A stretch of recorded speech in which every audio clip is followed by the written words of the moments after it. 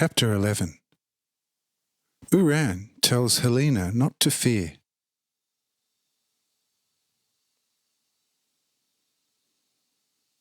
Mathael says, "In any case, who will want to underestimate it? But my dearest spouse imagines the matter to be much too enormous. Yes, it will certainly not be easy work, but by no means like the Augean stables which Hercules, the giant, was supposed to have cleaned in a set short time.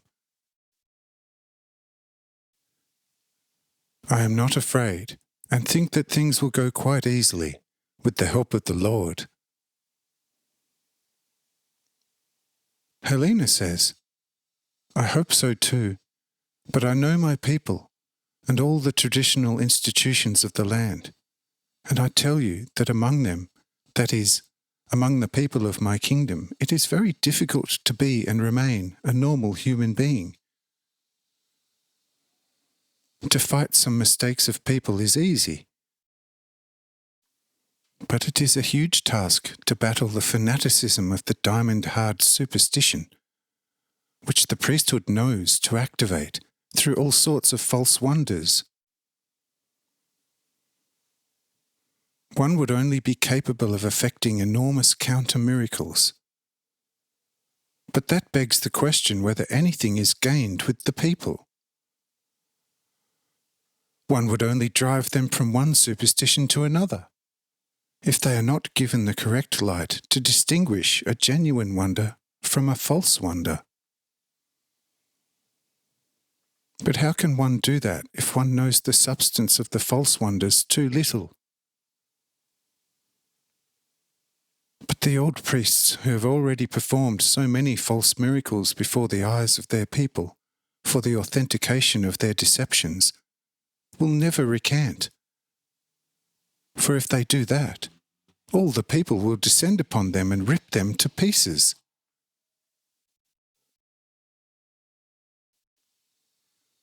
For an entire, great people can never be instructed as fast as an individual person.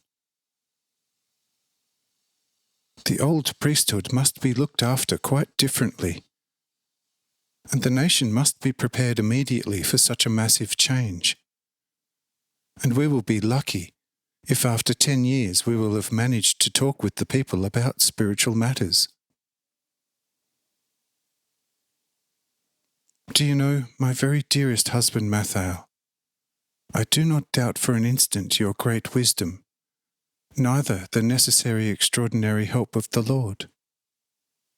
But I know all the massive difficulties that will face us, and it will then be very likely that we will have to seek foreign lands again.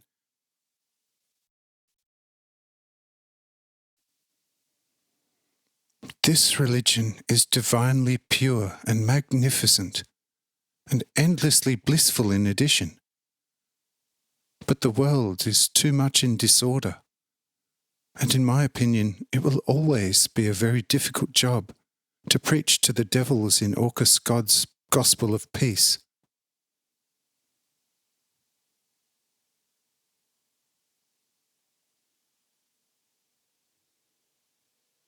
Mathael says, "Oh, certainly it will not be an easy job, but we will have an even greater joy when we are successful with the Lord's help.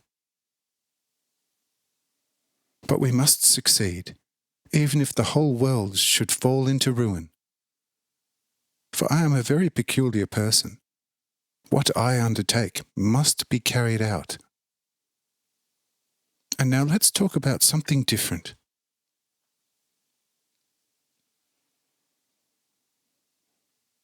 Uran says, "You are very correct when you turn your conversation to something else. I have had a small but very refreshing nap in the meantime, and in my dream I have seen wonderful things. But here and there I have overheard a bit of your discourse, and I tell you that the little one Jara is quite right, and you, my son Mathael, are also right. But the fear of my good daughter if not totally unfounded, is still somewhat too vain. I know my people as well as I know myself. For the most part, they are traders. They get to know all sorts of nations and, alongside that, their traditions, habits, and religions. In the middle of the land, there are certainly communities that still hang on to their oracles. But on the coasts, you could buy their whole religion for a few farthings. The priesthood has had a most evil reputation with most of them for a long time. And the philosophy has replaced the actual religion. In Taurian, over whose southern side I also command, polytheism is already over, to which the Roman poet Ovid, staying there, through his Metamorphoses, through which he made a mockery of religion in an honest and poetic way, made no little contribution. Plato, Socrates, and Aristotle are now the gods of today. And with them, this religion will take root easily. For these three wise men preach also only one true God, and totally reject polytheism as the real thing, and observe it as only comparative to features of the one and only true God. We ourselves had hardly ever travelled to this land of the Jews. We had not heard that in the temple in Jerusalem the only true God is almost visibly present, whom particularly Plato describes in his Symposium, and how one can unite spiritually with this one true God.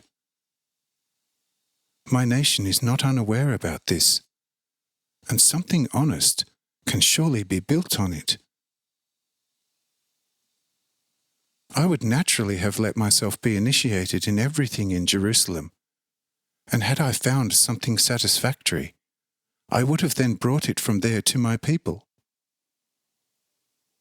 But that we came here directly to the smith instead of to the apprentice, which now is no longer doubtful after everything that we have experienced, heard, and seen, is probably a freer and more extraordinary act of mercy by the Lord God for our earnest good will, about which we do not and never will claim to be worthy. But we will have an easier job to do at home, because we can be completely prepared for every situation with the divine help that has been tested here. We have, my most beloved daughter, not sought nearly as much as we have found. If we had only found a little more than in Plato's Symposium, we would have gone home again endlessly satisfied. But what now, when we have found something of which Plato in his Symposium never dreamed?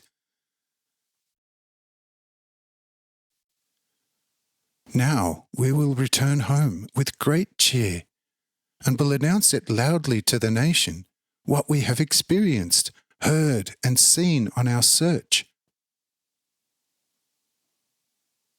I must tell you that I am now really looking forward to it with my whole heart. I therefore do not understand how you, Helena, could get into such a fear about it. I cannot dispute that you have some justification, but it is not suitable for our land, but perhaps rather for Judaism, which now that I know it somewhat better, is full of deceit, full of domineeringness, and full of evil will. There the fear would have a more appropriate grounding than with my true lambs of the people. What do you think, my most beloved and honoured son, Mathael? Mathael says, I quite agree, for in the temple in Jerusalem things are really monstrous. and it would be very daring to appear there with this teaching. In the temple, where once Jehovah's Spirit was visibly present in the Holy of Holies, rules everything that can be named bad and evil. There is no trace left of anything divine in reality, instead only empty names. And the priests are wolves and hyenas in sheep's clothing. If one day we are alone, I will tell you quite a bit more about it, since I was a Templar myself. But for now, let's leave it. For here there is something better to talk about than the now fully godless Temple of Jerusalem. I must now turn to my dearest Jara, for she hides in her breast secrets about which we all never had any idea. So Jara, tell us something about your experiences.